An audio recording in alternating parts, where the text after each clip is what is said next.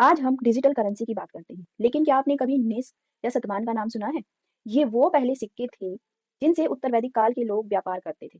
इस काल का आर्थिक जीवन आज के बिजनेस वर्ल्ड से कितना मिलता जुलता था, आइए जानते हैं। हेलो एवरीवन, कैसे हैं आप सब? आई होप आप सभी अच्छे होंगे। इस वीडियो में हम चार बड़े बदलाव पर बात करेंगे। पहला, लोहे का जादू। दूसरा, खेती का विस्तार। तीसरा, पशुपालन का नया रूप। और चौथा, व्यापार की शुरुआत। अगर आप हिस्ट्री के स्टूडेंट हैं या गवर्नमेंट जॉब की तैयारी कर रहे हैं और जानना चाहते हैं कि हम यहाँ तक कैसे पहुंचे, तो ये वीडियो एंड तक जरूर देखिएगा। तो चलिए शुरू करते हैं। आज का हमारा टॉपिक है उत्तर वैदिक काल का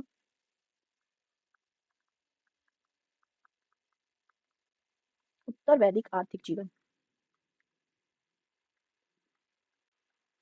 किसी भी समय के आर्थिक जीवन को जानने के लिए हमें क्या क्या पढ़ना होता है? तो इस टॉपिक में जो हम पढ़ेंगे वो होगा कृषि, यानी एग्रीकल्चर। दूसरा होगा पशुपालन, डोमेस्टिकेशन।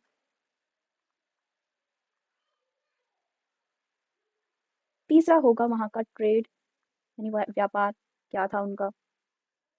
और टैक्स सिस्टम वहाँ का कैसा था। तो अगर हम ये सब टॉपिक समझ जाते हैं तो हम किसी भी समय के आर्थिक जीवन को अच्छे से एक्सप्लेन कर सकते हैं। तो चलिए शुरू करते हैं।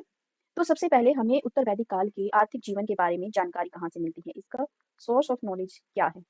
तो उत्तर वैदिक काल में जितने भी 3 वेद लिखे गए, तो वो तीनों वेद यानी सामवेद, अथर्ववेद, यजुर्वेद, ये तीनों वेद इसकी जानकारी के स्रोत हैं। और इसके अलावा जो ब्राह्मण ब्राह्मण ग्रंथ, आरण्यक, उपनिषद, इन सब से भी हमें उत्तर वैदिक काल की जानकारी मिलती है। तो उत्तर वैदिक काल की जो जानकारी का सोर्स है, सोर्स ऑफ नॉलेज है, वो है सामवेद, यजुर्वेद, अथर्ववेद, ब्राह्मण ग्रंथ, आरण्यक और उपनिषद। इन सब से हमें इस काल के आर्थिक, सामाजिक, धार्मिक सब तरह की जानकारी हमें इनसे मिलती है। तो अब बात करते हैं इस काल में कृषि कैसी थी। हमने लास्ट वीडियोस में पढ़ा कि जो ऋग्वैदिक काल था उसमें लोग घुमंतू जीवन व्यतीत करते थे, यानी वो एक जगह से दूसरी जगह पर घूमते रहते थे। उनकी लाइफ थी जो वो नोमैडिक थी। लेकिन उत्तर वैदिक काल तक आते आते अब आर्य जो थे वो स्थायी जीवन जीने लगे थे, यानी वो अब एक जगह अपनी बस्तियां बनाकर रहने लगे। तो इससे क्या हुआ? भूमि का महत्व बढ़ा। और इस वजह से क्या हुआ? कृषि का महत्व भी बढ़ गया था। कृषि का महत्व बढ़ा। तो अब जो कृषि था वो उनका आर्यों का मुख्य व्यवसाय बन गया था। ऋग्वैदिक काल में जो मुख्य व्यवसाय था वो था पशुपालन, क्योंकि वो नोमैडिक लाइफ जीते थे। लेकिन उत्तर वैदिक काल में अब वो स्थायी जीवन जीने लगे, इसलिए उनका जो मुख्य व्यवसाय था वो अब कृषि हो गया था। इसी वजह से क्या हुआ? पशुपालन का महत्व कम हो गया। महत्व कम इस काल में हो गया। दूसरा क्या हुआ? यहाँ पर अब लोहे का प्रयोग होने लगा। लोहे के प्रयोग से क्या हुआ? जंगलों को साफ करना आसान हुआ। जंगलों को साफ करना आसान हो गया, जिससे कृषि योग्य भूमि उन्हें आसानी से मिल जाती थी। जो लोहा है उसे लोहे को उत्तर वैदिक काल में क्या कहा जाता है? इसका नाम आता है श्याम अयस या कृष्ण अयस। लोहे को उत्तर वैदिक काल में इस नाम से जाना जाता है। लोहे के प्रयोग के जो साक्ष्य हैं वो 1000 ईस्वी पूर्व के आसपास हमें यूपी के एटा जिले के अंतरंजी खेड़ा से मिलते हैं। अंतरंजी खेड़ा से साक्ष्य हमें लोहे के प्रयोग के मिलते हैं।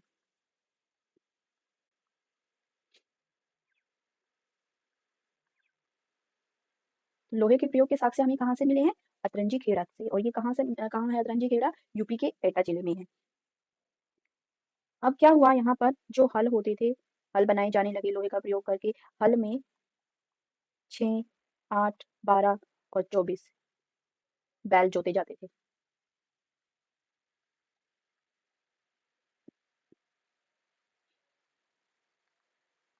उस टाइम पर जो जुताई की प्रक्रिया होती थी, खेतों में जुताई की प्रक्रिया को क्या कहा जाता था? कृषण कहा जाता था। बुवाई को कहा जाता था वपन या वपंत। ये जो नाम है ये एग्जाम के पॉइंट ऑफ व्यू से बहुत ज्यादा इंपॉर्टेंट हो जाते हैं, ये आपको याद रखनी चाहिए। जो कटाई थी, कटाई को कहा जाता था लुनन और लुनंत।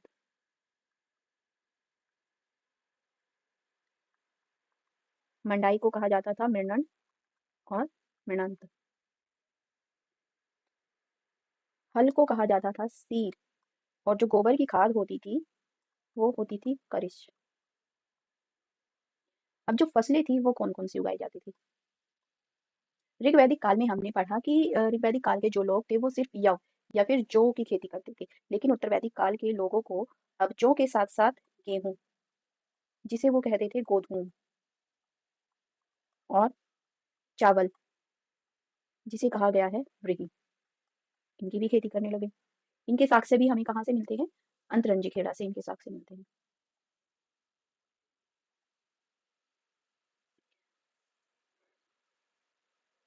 अब कुछ नाम हैं, फसलों के नाम दिए गए हैं, जैसे धान को कहा गया है शाली, चावल को कहा गया है व्रीहि और तंदुल, गेहूं के लिए गोधूम, उड़द की दाल को कहा जाता था माप, और जो सन होता है उसे कहा जाता था क्षण। ये इनके प्राचीन नाम है। उस समय पे सरसों भी उगाई जाती थी, सरसों को कहा गया है सारिशाका। सावा, श्यामांक,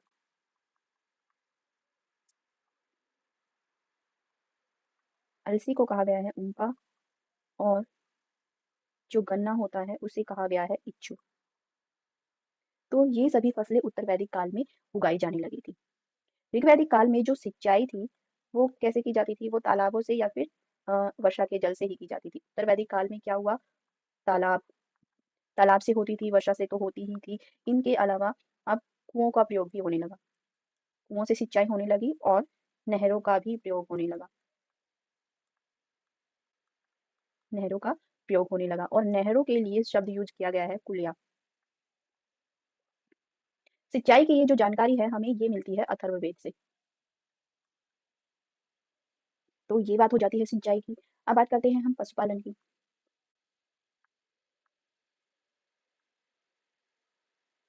तो क्योंकि उत्तर वैदिक काल के लोगों का जो मुख्य व्यवसाय था वो अब कृषि बन गया था, तो जो पशुपालन था वो अब उनका दूसरा मुख्य व्यवसाय हो गया,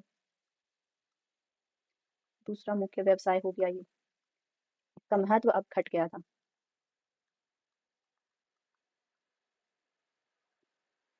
कौन कौन से जानवर ये पालते थे? ये बैल, गाय, गधे, सुअर और भेड़ जैसे जानवर ये पालते थे। इस काल के लोगों को हाथी और बाघ की भी जानकारी हो गई थी।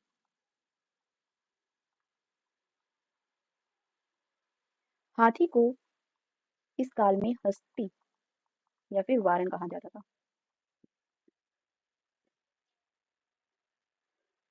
अब बात करते हैं उद्योग धंधे यहाँ के कैसे थे, उद्योग या व्यापार आप कह सकते हैं यहाँ पर कैसा होता था। ऋग्वैदिक काल में, ऋग्वैदिक काल के जो लोग थे वो सिर्फ लोकल लेवल पर ही ट्रेड करते थे। अब यहाँ पर जो प्रमुख व्यवसाय थे उत्तर वैदिक काल में, प्रमुख व्यवसाय क्या थे? चांदी और लोहे की जानकारी थी, तो इनसे रिलेटेड उद्योग धंधे यहाँ पर पाए जाते थे। चांदी को रुपये या रूपम कहा जाता था, और लोहे को कहा जाता था श्याम अयस या कृष्ण अयस। इसके अलावा चांदी और लोहे के अलावा उन्हें टिन, लेड, सोना, कांसा और तांबा, इन धातुओं की भी जानकारी थी। इससे हमें पता चलता है कि उत्तर वैदिक काल में के जो लोग थे वहां पर कुशल लोहार जो लोहे का काम करते हैं, कुशल लोहार और धातु गलाने वाले भी मौजूद थे। धातु गलाने वालों की जानकारी हमें मिलती है।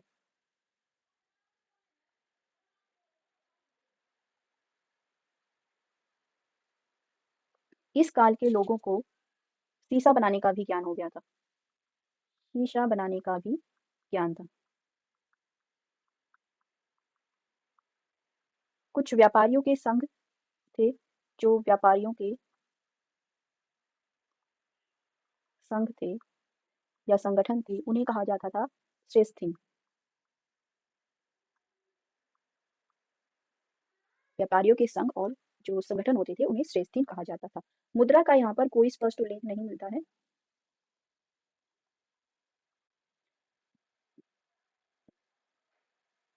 मुद्रा का कोई स्पष्ट उल्लेख यहाँ पर नहीं मिलता है, लेकिन निष्क, शतमान और कृष्ण इनकी जानकारी मिलती है। ये मुद्रा नहीं थे, सिक्के नहीं थे, लेकिन ये एक विनिमय की, एक्सचेंज की इकाई हो सकते हैं। निस्क के बारे में हम पहले ही पढ़ चुके हैं कि ये एक सोने का हार होता था, सोने का गहना हम इसे कह सकते हैं, 7 लड़ियों वाला हार इसे माना गया है। जो शतमान होता था ये चांदी का होता था, और जो कृष्ण होता था ये बेसिकली तांबे का एक गहना या फिर विनिमय की इकाई हम कह सकते हैं। लेकिन मुद्रा का चलन हमें देखने को यहाँ पर नहीं मिलता है। अब बात करते हैं कर या टैक्सेशन। ऋग्वैदिक काल में जो कर था, टैक्स था, वो स्वैच्छिक था। यानी जो लोग थे वो अपनी इच्छा से राजा को कर देते थे, उसे बलि कहा जाता था, और कर के रूप में दूध, दही, घी, मक्खन, फल फ्रूट ये सब दिया जाता था। लेकिन उत्तर वैदिक काल में जो कर था उसे अनिवार्य कर दिया गया।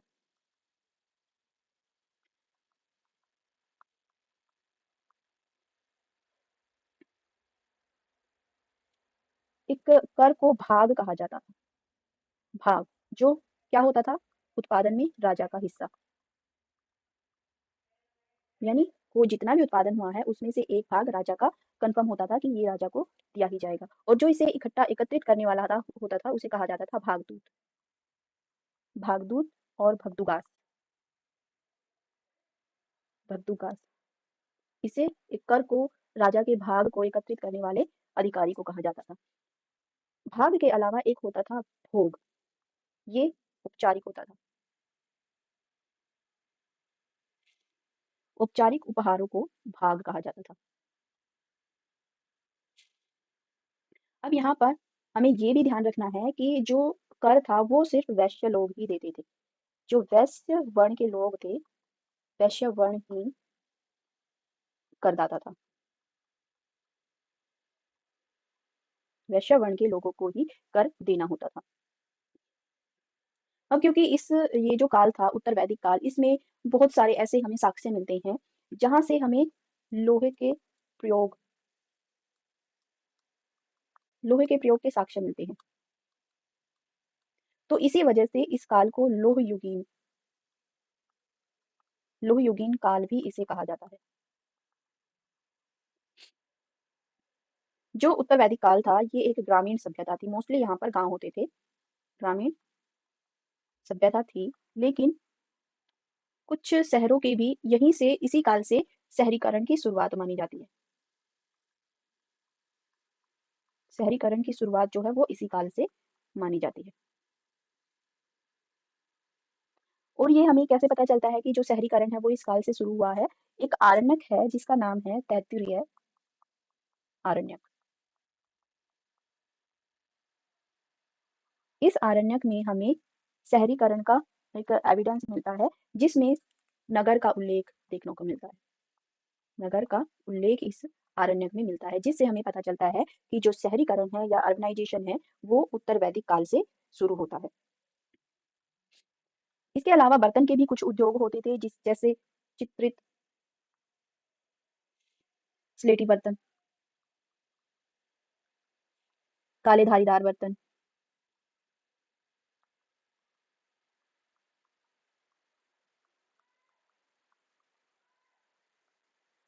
काले और लाल बर्तन,